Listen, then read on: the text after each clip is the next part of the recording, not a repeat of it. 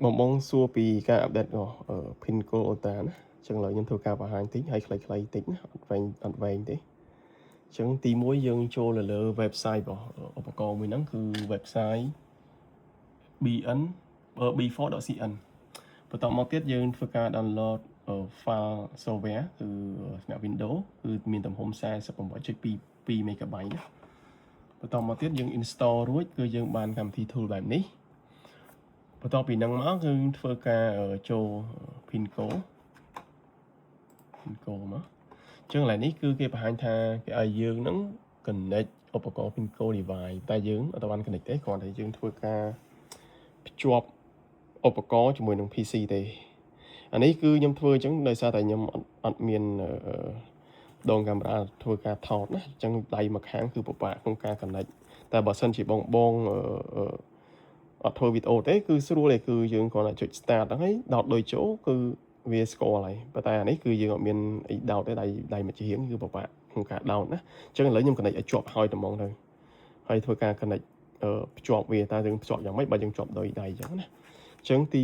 1គឺយើងចុចប៊ូតុង restart បន្តមកចុច start ណាអញ្ចឹងចាំចុចតាមខ្ញុំពេលឮសលេងទឹងយើងបលែងពីខាងហ្នឹងចុចខាងនេះហូរបន្តិចមកបានហើយណាអូខេអញ្ចឹងបលែងមកអូខេអញ្ចឹងជាប់ហើយអញ្ចឹង version ហ្នឹងគឺ 1.8.1 ហើយ version ចុងក្រោយរបស់វាគឺ 1.8.7 អញ្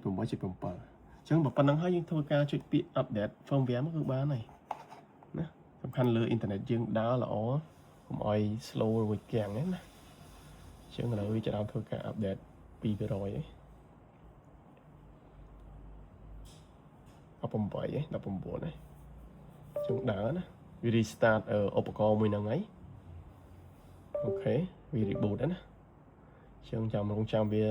ជោគជ័យគឺយើងធ្វើការ close កម្មវិធីនឹងបានណាអូខេអញ្ចឹងឡើយនេះគឺដាក់ success Pinnacle firmware update complete អញ្ចឹងអូខេហើយចុចពី close ហើយកន្លែងនេះពេល restart គឺវាដាច់ device អញ្ចឹងដើម្បីភ្ជាប់វាវិញគឺយើងធ្វើការ start ដូចខ្ញុំមិញណាចុចប៊ូតុង restart មួយពេលឮសលេងទឹងយើងចុច start hold បន្តិចណាគឺជាប់ connect ណាអូខេឡើងដែរ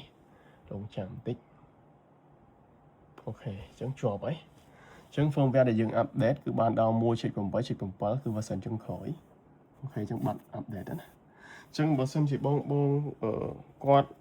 ប្រើ IP គឺកាន់តែងាយស្រួលទៀតយើងចុច start hold start មកដល់ដូចគឺជាប់ហើយប៉ុន្តែអានេះដោយសារតែខ្ញុំដៃមួយជារៀងគឺខ្ញុំមានតែវិធីសាស្ត្រចឹងទេដើម្បីធ្វើការបង្ហាញណាគឺពិបាកតិច